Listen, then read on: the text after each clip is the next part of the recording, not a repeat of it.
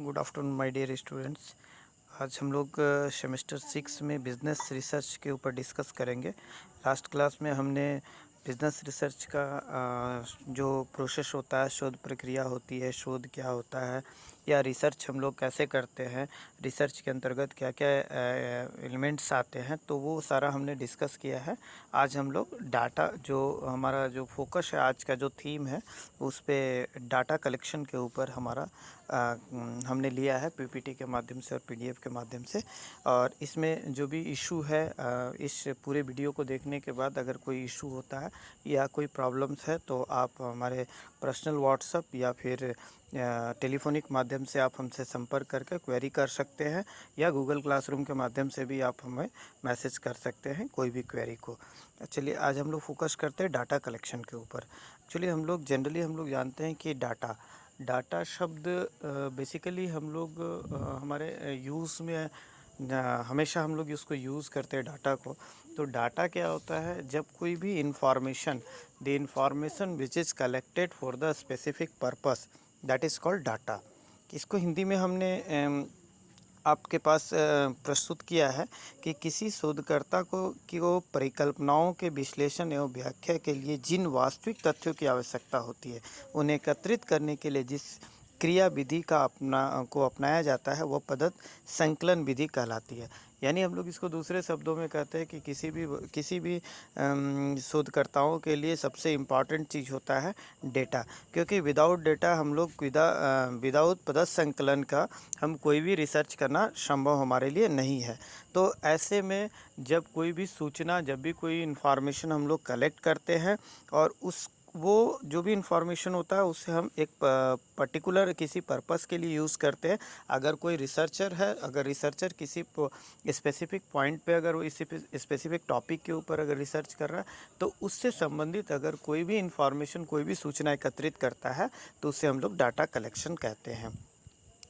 पद्धति संकलन के हेतु सर्वप्रथम आवश्यकता होती है आंकड़ों की।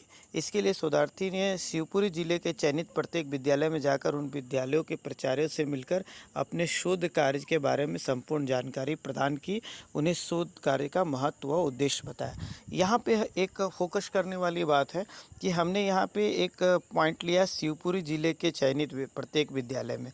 तो ये एक हाइपोथेटिकल नाम है, हमने एक मान लिया कि अगर कोई भी रिसर्चर अगर किसी स्कूल या किसी विद्यार्थी या किसी एजुकेशन पे अगर कोई रिसर्च कर रहा है, तो उस रिसर्च में सबसे पहले वो स्कूल में जाकर उसके प्रिंसिपल से मिलेगा और उसके संबंधित जो भी इंफॉर्मेशन चाहिए वो एकत्रित करेगा। इसलिए हमने यहाँ पे शिवपुरी ज़िले को का नाम दिया है। ये हाइपोथेटिकल से माना हुआ चीज़ है, ये स्पेसिफिक किसी स्टेट का या फिर किसी डिस्ट्रिक्ट के बारे में नहीं लिखा हुआ। ये हमने ये इन्फॉर्मेशन दिया कि अगर कोई भी विद्यार्थी, अगर शोधार्थी जो है, जो रिसर्च करता है, वो अगर एजुकेशन के ऊपर रिसर्च कर रहा है तो it must be consult with the principle of this school और कॉलेजेस, राइट। नेक्स्ट स्लाइड में हमने दिया शोध समस्या के संबंध में तथ्य संकलन के महत्वपूर्ण उपकरण जैसे निरीक्षण। अगर हम लोग जो डाटा को हम लोग कलेक्ट करते हैं तो डिफरेंट काइंड्स ऑफ वेज होता है, बहुत सारे तरीके होते हैं डाटा को कलेक्शन करने का, जिसमें हमने यहाँ पे नीचे में दिया है कि पद्धतों के संकलन के दो स्रोत हैं, primary source and secondary source. अब प्राइमरी सोर्स क्या होता है और सेकेंडरी सोर्स क्या होता है? जब कोई भी इंफॉर्मेशन डायरेक्टली कहीं से अगर कोई इन्फॉर्मेशन आप एकत्रित करते हैं तो this source is called primary sources and the secondary sources as per as the secondary sources is concern the information which is collected through the via media. जैसे मान लिया जाए कि अगर कोई सूचना आपको प्राप्त हो रही है किसी भी दूसरे व्यक्ति के द्वारा, तो वैसे प्राप्त सूचना को हम लोग सेकेंडरी डाटा और सेकेंडरी सोर्सेस कह सकते हैं हम लोग।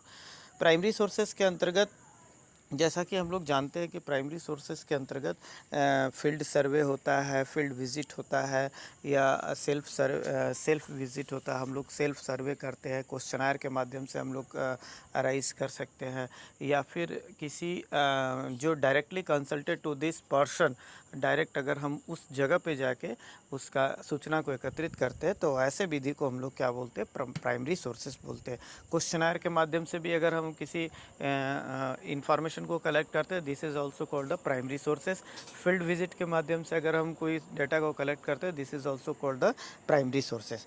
And the secondary sources is concerned, suppose the information which is collected through the other person. First the information is already published, and the information collected by the published paper या newspaper, whatever the media।